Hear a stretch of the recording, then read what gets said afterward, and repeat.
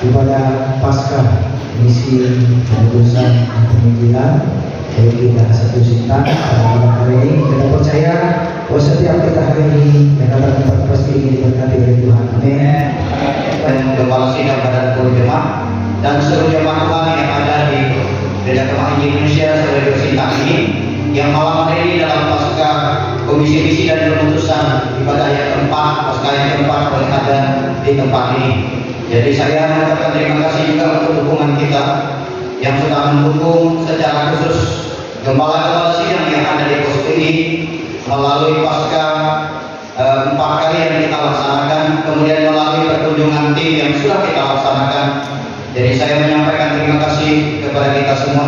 Apa yang sudah Bapak Ibu beri, apa yang sudah Bapak Ibu tahu untuk pekerjaan pelayanan Tuhan, saya yakin dan percaya pelayanan kita tidak sia-sia.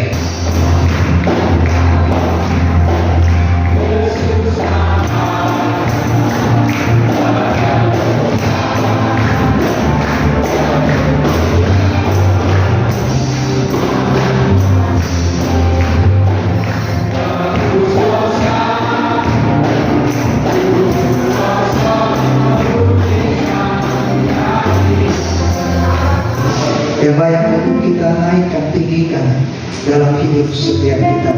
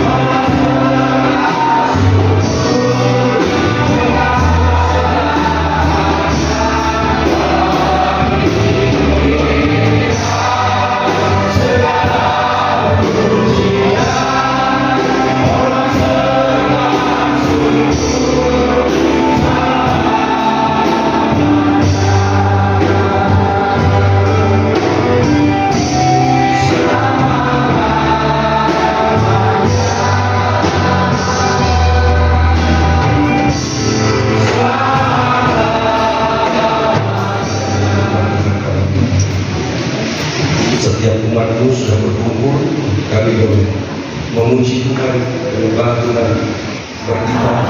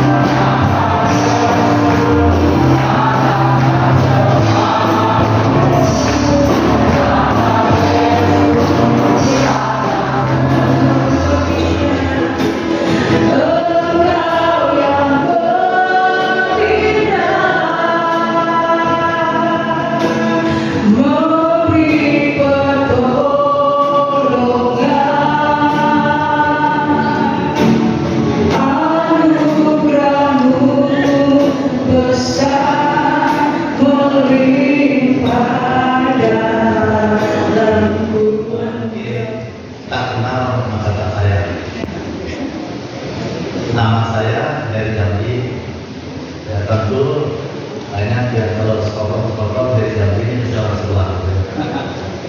Memang betul dulu orang tua saya anak muslim ya. Jadi kami bersaudara kenal ada dua tapi kebagian anak muslim. Jadi kakak saya Nurjati, saya yang kedua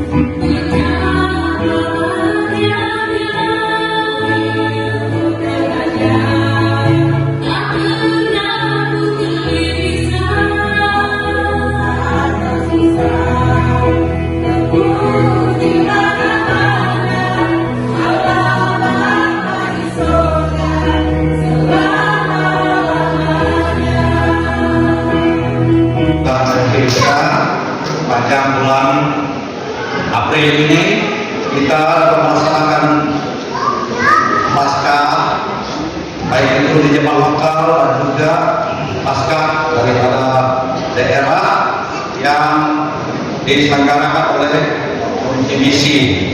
Paskah ini dengan tujuan tidak lain adalah untuk mendukung daripada pos-pos PI yang ada di bawah DKI Daerah 1 Sintang. Jadi hanya kebetulan saja Komisi Misi yang menanganinya. Jadi itu Bapak Ibu. Jadi memang pembiayaannya 1 bulan itu cukup besar seperti yang disampaikan oleh Pak Kepala Daerah tadi, kurang lebih 9 juta setiap bulan. Itulah yang kita salurkan kepada mereka. Puji Tuhan, sekarang sudah terkumpul untuk 3 bulan ke depan itu bisa disalurkan. Untuk 3 bulan ke depan itu aman, jadi tidak hanya setelah itu kita upaya lagi mencarinya untuk mendukung mereka. Ini hanya panggilan saja Bapak Ibu. Kalau jujur gereja kos-kosan seperti Madone saya cukup melayani pakai AC untuk mau bilang gerejanya ini bagus, ada banyak. Karena pikir jangan kan sedikit Bapak Ibu. Bapak Ibu bisa melayani tadi kesaksian kan ibadahnya 2 kali itu banyak. Jadi kita tetap memikirkan bagaimana membantu pekerjaan Tuhan, bukan untuk karena kita membangun bukan untuk kebebasan kita sendiri kan, tapi untuk orang lain juga. Kita diberkati juga menjadi berkat bagi orang lain. Karena kita percaya bahwa kita akan selama-lamanya berada satu tempat kan. Kita harus saling mendukung satu sama lain. Itu sebabnya kita mengadakan Paskah ini khusus untuk mendukung mereka. Tapi juga kita saling menunjuk satu sama lain di gereja-gereja yang kita kunjungi. Ini yang kali keempat kita melaksanakannya. Lalu nanti bulan Agustus nanti kita akan keliling lagi 4 kali kita mengadakan perayaan bulan misi lagi di tempat-tempat di sektor-sektor kita giatkan kembali untuk kegiatan daerah. Ini satu-satunya di daerah yang ada mungkin di Sintang. Jadi daerah yang ada menjaga kegiatan-kegiatan untuk kegiatan-kegiatan misi pembentusan ini. Jadi ini maksud tujuan kita menyelenggarakan kegiatan ini untuk saling mendukung saja satu sama lain, bukan mendukung pendeta apa anda apa itu, tapi mendukung pekerjaan Tuhan dari daerah, mendukung Tuhan di PI kita, supaya kita mereka juga terhibur dalam melayani Tuhan dalam segala kesusahan, mereka tetap hidup walaupun kita membantu seberapa yang bisa kita lakukan. Jadi itu Bapak Ibu Tuhan Yesus Kristus untuk kita kalian mendukung bahwa kepada ini. Baik, Bapak Ibu kasih Tuhan, tema firman Tuhan kita atau judul firman Tuhan kita pada malam hari ini ialah sifat gereja yang dihidupkan oleh Roh-Nya. Nah, kita bicara tentang dihidupkan oleh Roh-Nya, maka kita bicara tentang sifat gereja yang dihidupkan oleh Roh-Nya. Bapak Ibu kasih Tuhan Yesus Kristus, kalau kita berbicara tentang salib, maka kalau saya bertanya kepada Bapak Ibu jemaat Tuhan sekalian, pemuda-pemudi lah, pemuda lah dulu, bisa tahu bantu saya jawab. Satu kata, kalau kita bicara tentang salib, maka satu kata yang diucapkan, kira-kira apa pemuda? Bisa satu orang mengeluarkan suara berdiri satu kata saja untuk salib. Ini ada kata yang benar. Kalau kita bicara tentang salib, satu kata saja apa? Apa satu kata untuk salib? Pengorbanan. Apalagi? Apalagi? Pengorbanan, pengampunan dosa dan segala macam itu kan salib. Nah, itu dari pihak Tuhan, pihak salib. Sekarang dari pihaknya kita, kalau bicara tentang salib, satu kata saja apa? Ada misalkan pemudi itu pemuda, ada misalkan kalau itu dari pihak Tuhan tadi, di pihak salib. Sekarang dari pihak kita, kalau bicara tentang salib, satu kata apa? Keselamatan,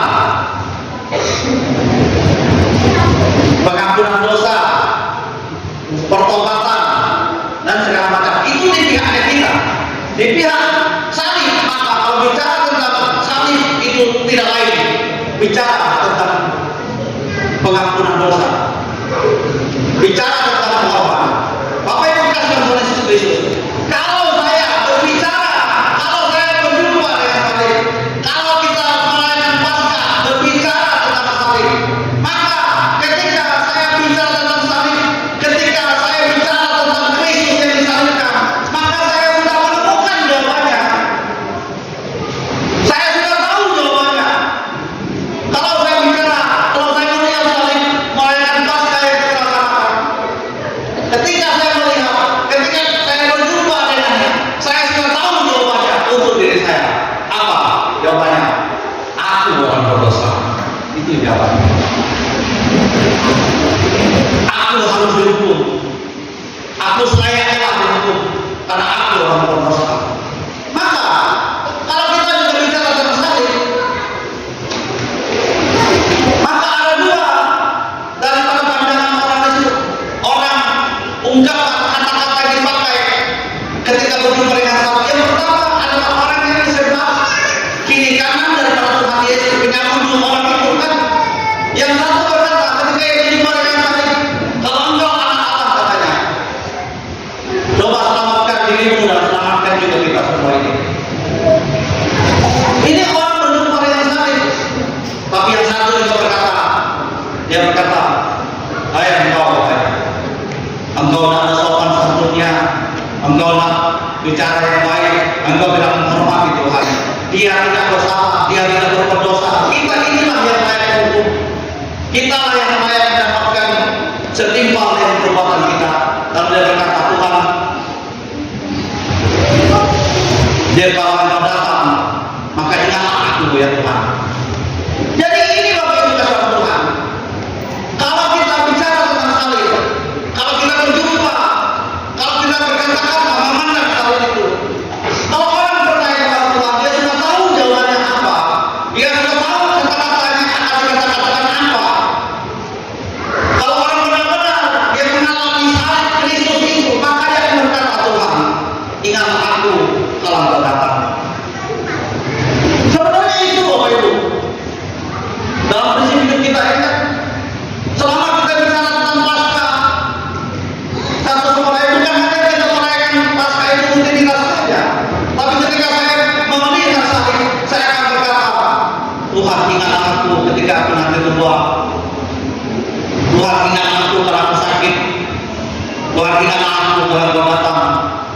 Tuhan ingat aku merangkap panggil aku.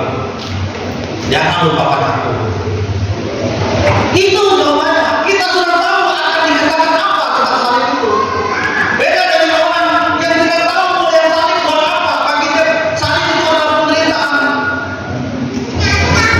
Baginya salib itu layak diberikan kepada Tuhan Yesus. Baginya salib untuk dia menuntut.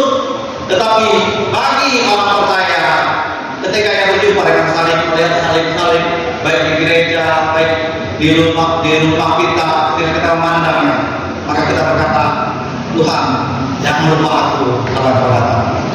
Tuhan, jangan lupakan aku ketika aku sudah tua nanti. Tuhan, jangan lupa aku telah menghadapi masalah. Tuhan, jangan lupa anakku sedang berada di luar sana. Tuhan, jangan lupa pelayananku. Tuhan, jangan lupa gereja yang sedang tempat aku melayani Tuhan. Jangan lupakan. Jadi kita sudah tahu akan seperti apa jawabannya. Sekarang kita melihat kepada dihidupkan oleh Rohnya. Jika gereja, kalau itu gereja dihidupkan oleh Rohnya atau Kudus,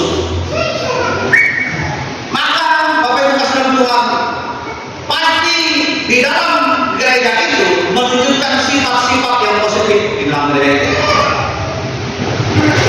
Saya ulangi lagi.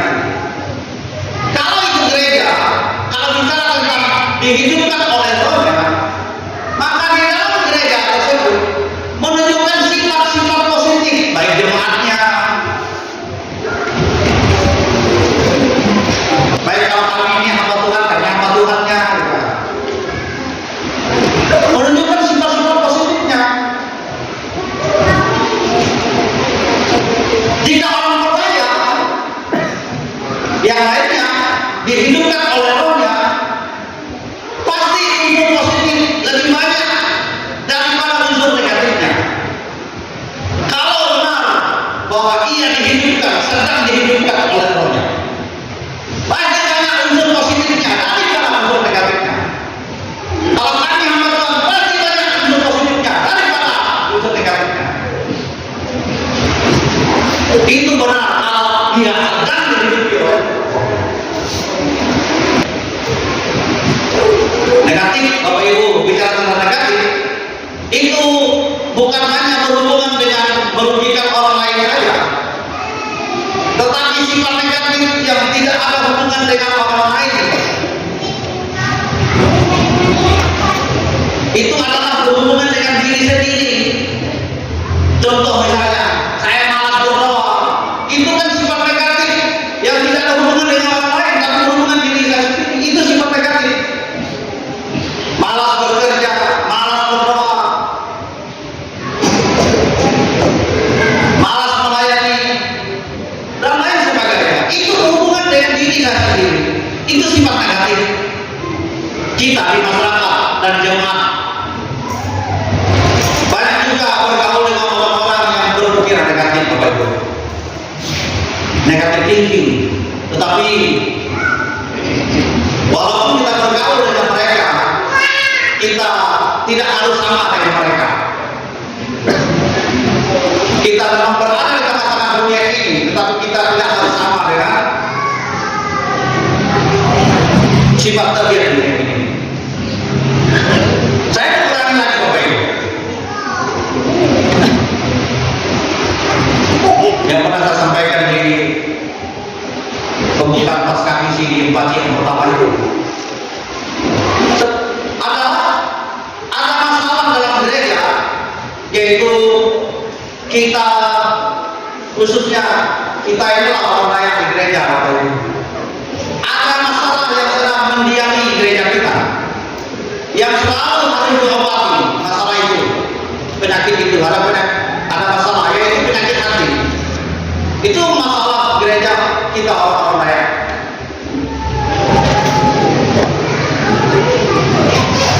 Di pagi saya sudah banyak bicara tentang itu, latar belakangnya apa, pendekatan antropologinya apa, masalah mengapa kok ini terjadi. Karena ada budaya dulu yang belum terselesaikan, itu budaya itu yang belum terselesaikan, masih ada pada generasi. Maka orang-orang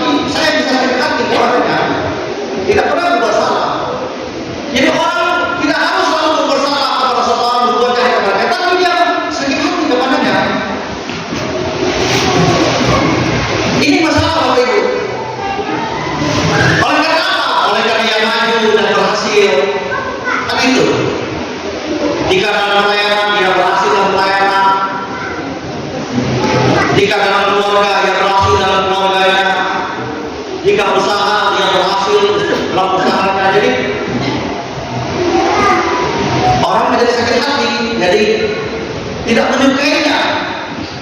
Nah ini yang menjadi masalah penyakit di dalam kita sebagai orang Kristen. Penyakit kita tidak ikut dalam kegiatan gerakan terorisme dan segala macam, tapi penyakit hati itu masih banyak sekali. Orang beli AC, kita yang kedinginan.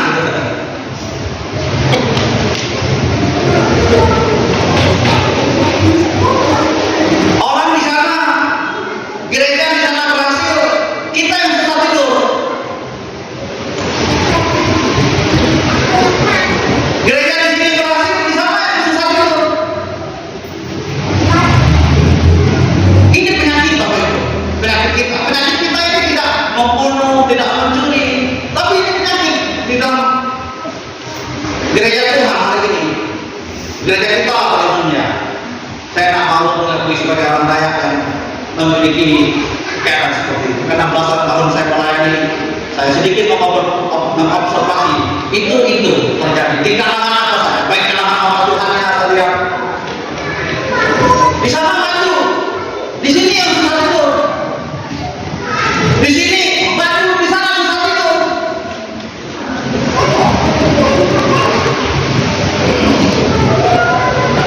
Penyakit inilah yang membuat kita sulit berhasil. Dan akibatnya Bapak Ibu kita tidak bisa bersatu.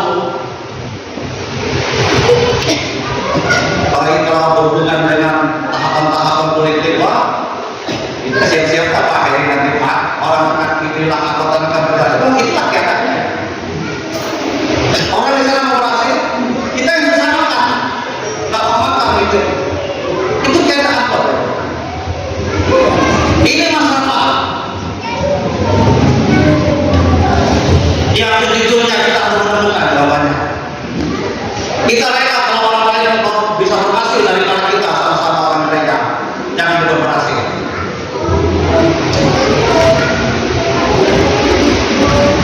Sekali lagi, akibatnya kita susah. Bersatu, kita sulit berhasil. Dan tahukah Bapak Ibu Saudara Tuhan?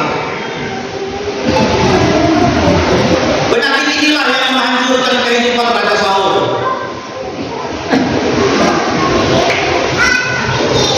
Daud tidak berbuat salah kepada Saul. Hanya karena Daud selalu berhasil dalam peperangan dan dipuji-puji oleh rakyatnya. Saul menjadi iri hati sehingga tombaknya dilemparkan kepada Daud. Disinilah Saul jatuh. Awal kehancuran daripada Saul. Karena dia punya penyakit benci, iri kepada Daud. Pertanyaan Bapak Ibu, kalau penyakit ini dia diobati secara sekular, kita tidak akan diberkati oleh Tuhan. Kalau kami yang Tuhan masih simpan seperti itu, percayalah pelayanan susah berhasil. Susah berhasil loh. Kalau masih menyimpan hal seperti itu, sulit berhasil. Atau ada yang berhasil, saya pun tidak tahu lah. Tapi saya tahu sendiri, saya tidak akan bisa berhasil kalau saya masih hidup dalam keadaan seperti itu. Ini harus saya buang, sifat-sifat ini saya harus buang. Saya harus merdeka, saya harus dibebaskan. Sekarang mari kita perhatikan sifat gereja yang dihidupkan oleh rohnya. Apa sifatnya? Sifat yang pertama adalah ayat Roma pasal 8 ayat 1. Teks ini selalu kita baca selama Paskah. Sudah berbulan-bulan ini kita membaca, kita bicara tentang topik ini. Ayat 1, Roma pasal 8 ayat 1. Demikianlah sekarang tidak ada penghukuman bagi mereka yang ada di dalam Kristus Yesus. Ayat 2. Roh yang memberi hidup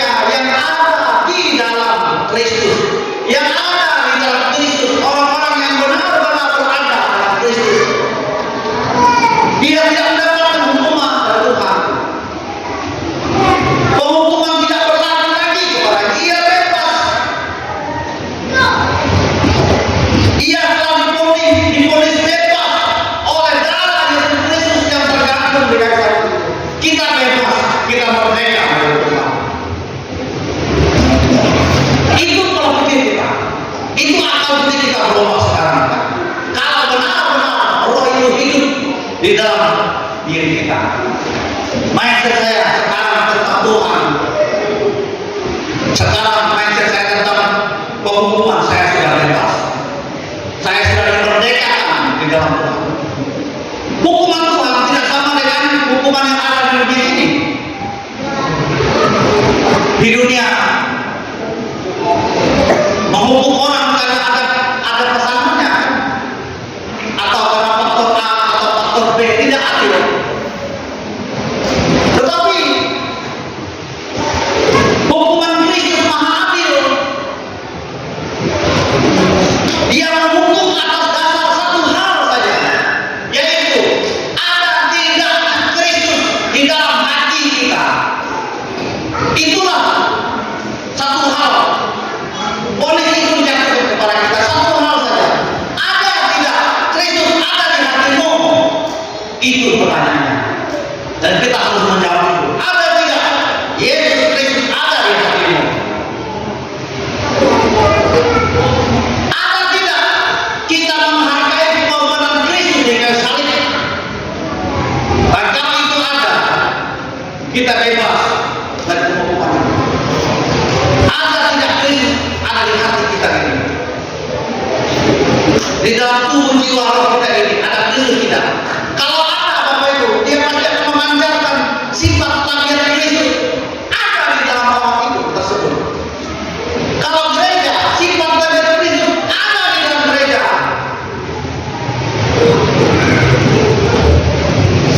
Kalau dalam keluarga, sifat tabiat Kristus paling tidak ada dalam keluarga itu. Dalam hal inilah maka kita bebas dari penghukuman. Juga berdasarkan pada ada tidaknya tangan Kristus ada di tangan kita ini. Ada tidak tangan Kristus ada di tangan kita ini? Ada tidak kata Kristus ada di mata kita ini? Berdasarkan itu, ada tidak hati Kristus ada di hati kita? Dan adakah kaki Kristus ada juga di hati kita, di kakinya kita? Kalau Bapak Ibu kasih Tuhan, tangan Kristus ada di tanganku ini, ada di tangan kita sekalian Bapak Ibu. Tak mungkin tangan kita ini tidak terbuka untuk membantu kepada Tuhan. Itulah.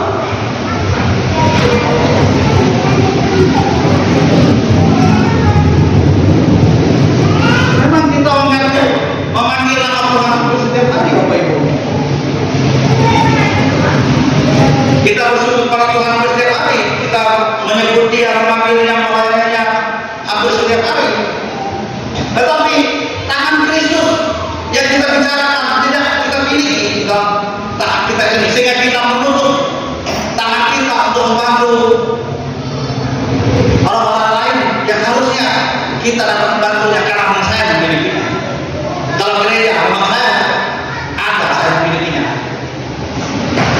Kalau pribadi rumah tangga memang saya memilikinya, kecuali saya tidak memiliki. Tapi itu pun dengan cara lain.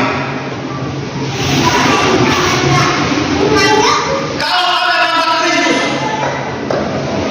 ada di mata kita ini, tidak mungkin kita menutup mata untuk pekerjaan Tuhan.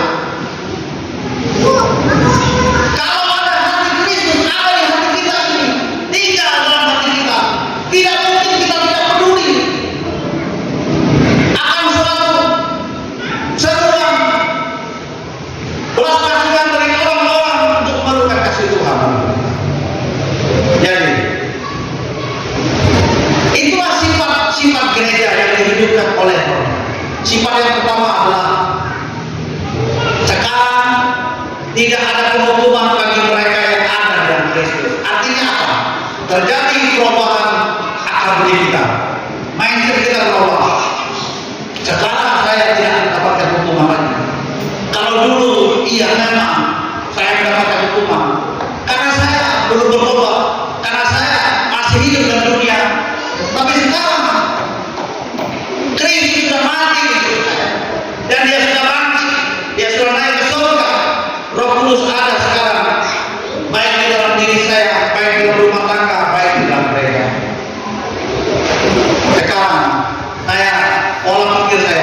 diri saya berubah, mindset saya berubah.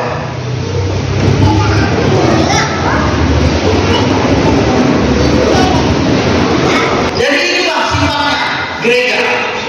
Kalau gereja betul-betul dihidupkan oleh Roh Kudus di dalam gereja, maka betul-betul akan seperti apa gereja? Kegiatan-kegiatan hidup dalam gereja. Memang kita masih hidup di dalam dunia ini, di dalam dimanapun banyak tantangan, banyak masalah. Tapi kalau benar-benar Roh Tuhan ada di dalam gereja, Dia pasti akan tinggal di hati kita bersama-sama. Kalaupun saya kena salah, kalaupun saya kena keliru, tapi Dia akan menghidupkan jalan saya yang salah. Memang kita manusia yang bersalah, sifat tabiat yang lalu, tapi sekarang sejak saya dihidupkan oleh Roh-Nya, bukan Roh-Nya itu bukan saja membangkitkan Kristus yang sudah mati 3 hari kemudian Dia bangkit, tapi Roh itu yang menghidupkan Kristus. Tapi Roh yang sama juga akan menghidupkan kita. Tapi lebih daripada itu, secara kontekstual kita hari ini, Dia menghidupkan gereja, Dia menghidupkan pelayanan kita, Dia menghidupkan cita-cita kita, Dia menghidupkan anak-anak apa yang akan tercapai. Kalau anak-anak muda, pemuda-pemudi yang mencari bertumbuh akan hidupnya, akan masa depannya, Dia akan menghidupkan ada pemuda-pemudi ini untuk suatu masa depan kelak nanti. Itu artinya bahwa saya dihidupkan oleh Roh-Nya. Bukan saja waktu saya mati nanti dibangkitkan Kristus, tetapi lebih dari itu sekarang saya dihidupkan. Baik itu pekerjaan saya dihidupkan, baik itu usaha saya dihidupkan, karir saya dihidupkan.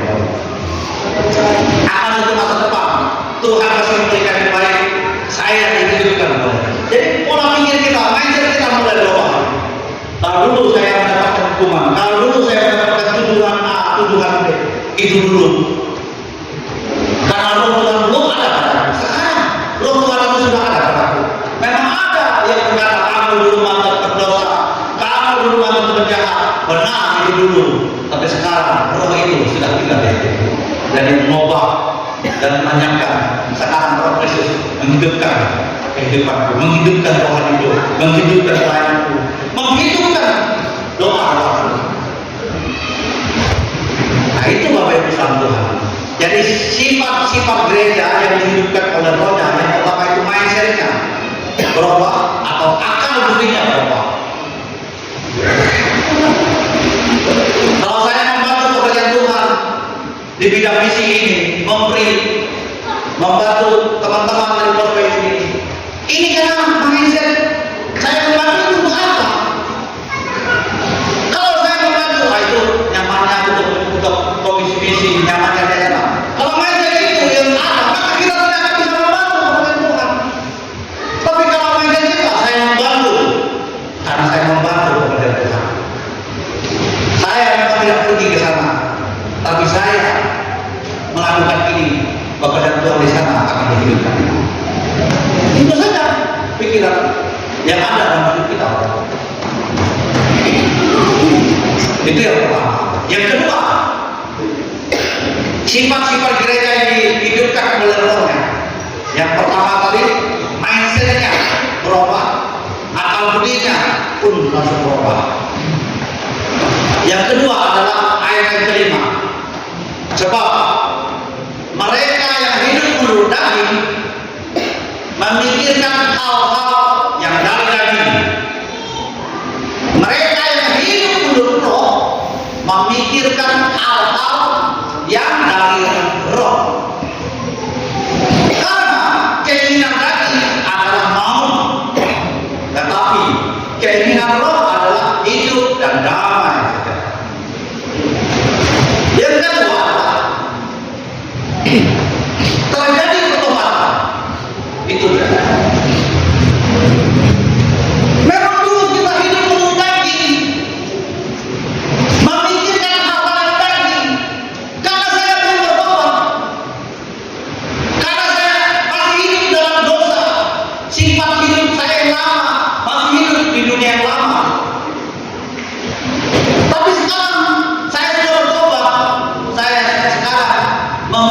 memikirkan bukan lagi yang bersifat daging, tapi hal-hal yang dari roh yang Tuhan berikan melalui apa yang kita alami, memikirkan hal-hal yang dari Tuhan, roh Tuhan itu yang bekerja. Kalau kita memikirkan hal-hal daging, jelas Tuhan mengatakan itu adalah maut. Artinya kita mendapatkan hukuman maut. Tetapi kalau bicara tentang keinginan roh, itu tidak lain adalah bicara tentang damai dan seterusnya. Mengapa akhir-akhir hidup kita Bapak Ibu kita tidak menemukan damai? Seperti yang saya katakan tadi, orang bisa beli AC, kita tetap kepanasan, kita yang kedinginan. Kita tidak akan menemukan damai. Gereja tetap maju, saya tidak. Mengapa Bapak Ibu? Karena itu banyak orang masih memikirkan hal-hal dari dagingnya, memikirkan 2026.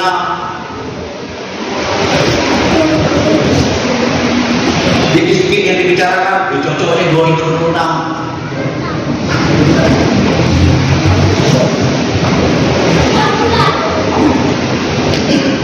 Bagaimana kepatuhan sekarang ya? Sedih juga.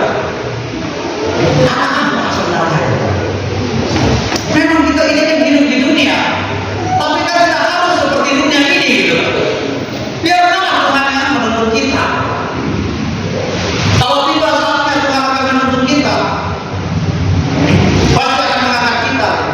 Jangan karena dia maju, dia buat itu, buat ini, karena dia pikirkan 2026.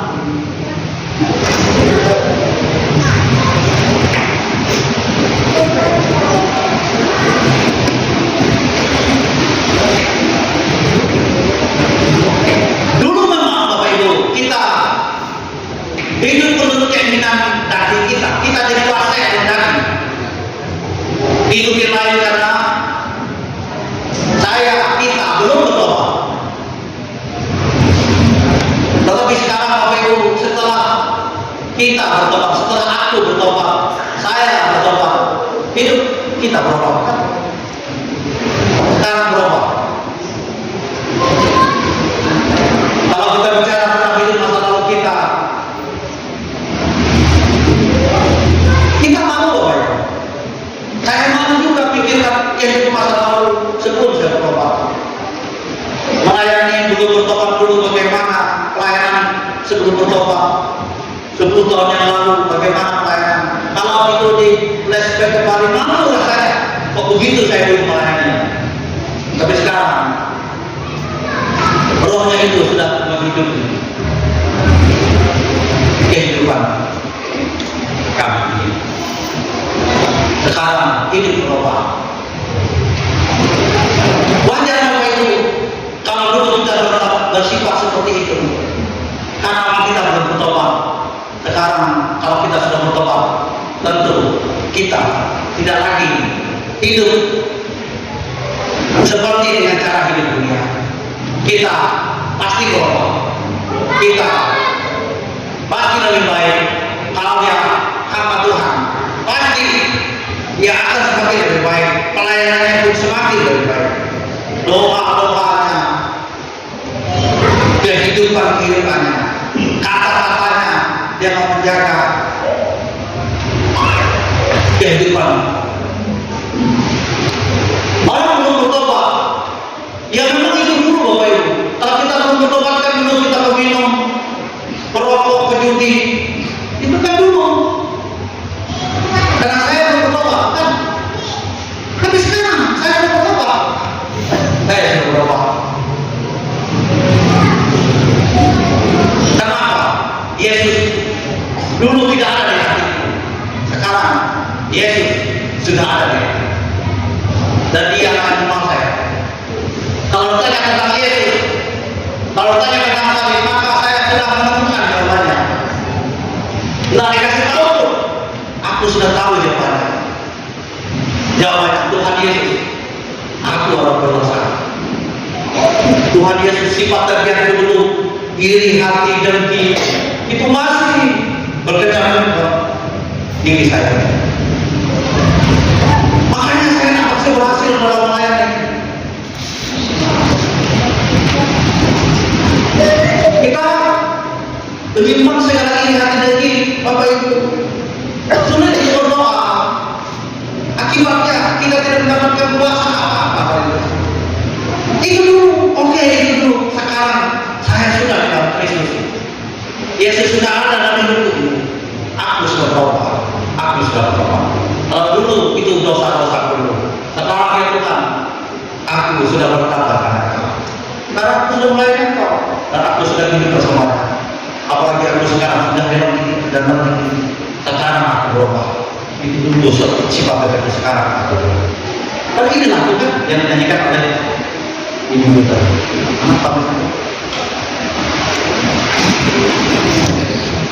Sampai sampai ini lagu yang dinyanyikan Ibu Duta.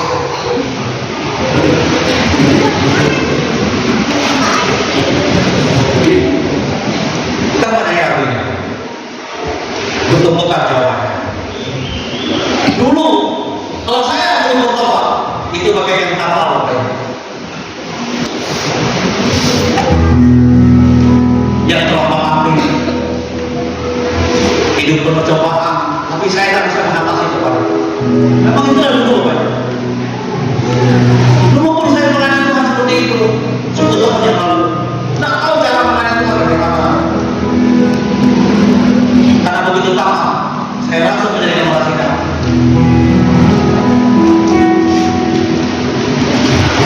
Belum pernah praktek bagaimana menjadi asisten, menjadi apa, berjuang seorang diri. Tapi saja kami hidup dalam doa puasa. Minggu depan kami akan mengadakan doa puasa lagi 7 hari 7 malam.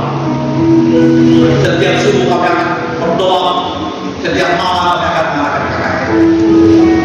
Dan Bapak Ibu tadi yang berdiri di sini, itulah tim-timnya. Waktu itu kami pernah mengadakan doa puasa itu 10 hari 10 malam. Dulu saya berdosa. Yang namanya sifat diri hati dan kiri. Ini orang raya yang tidak akan pernah hilang. Dulu Raja Yesus masuk ke hati. Terus mulai menjawab. Mulai lakuin. Aku nak lagi seperti ini. Aku akan lakuin. Aku nak bisa pakai. Otak-otak hamba. Karena orang di sana maju, aku tidak bisa tipu di sini. Kalau sifat itu masih disimpan oleh Bapak Ibu, bekerja apapun kita tak bisa berhasil. Uang mahal, apalagi kalau ada bapaknya, kalau masih simpan. Tapi doa-doa tak bisa dijawab. Satu hal saya harus berdoa. Ini lagunya, lagu ini semua berkata. Dan lagu-lagu ini saya kata-katanya luar biasa, coba saya katakan.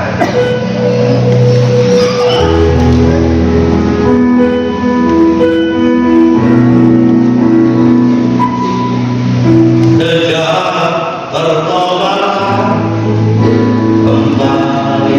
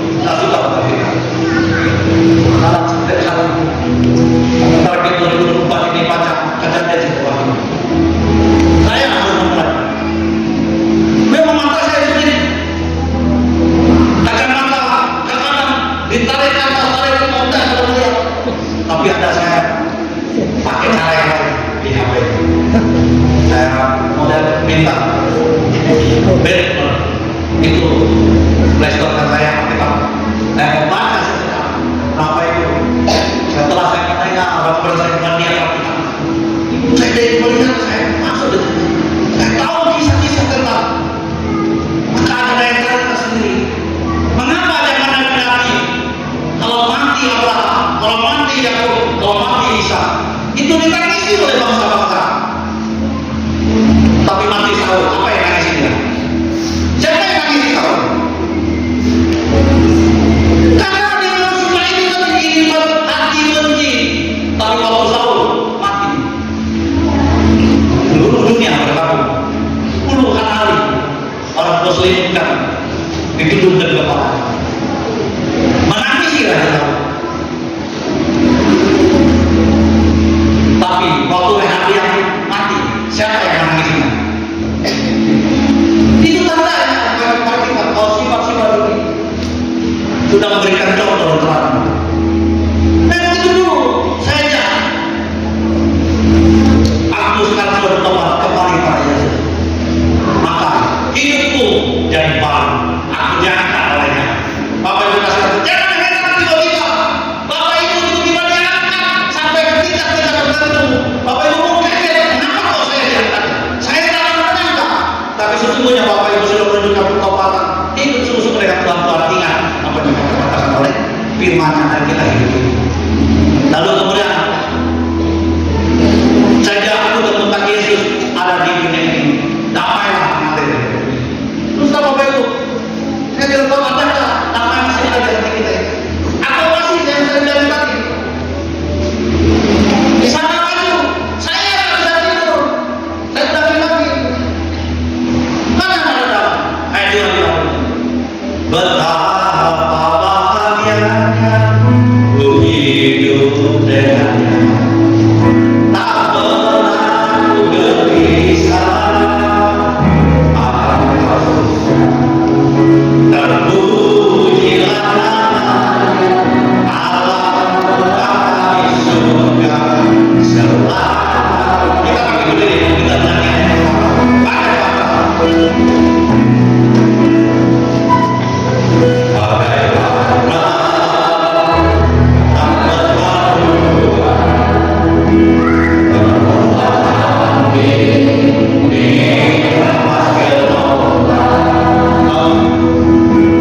Coba lihat, waktu kita hidup tidak ada pertobatan, Roh Kudus dia di hati kita, kita seperti ini ada. Coba lihat, ini bagai orang yang tak punya harta, perahu tak punya harta bagaimana? Maka coba ambil lagi. Seperti itulah hidup kita dulu.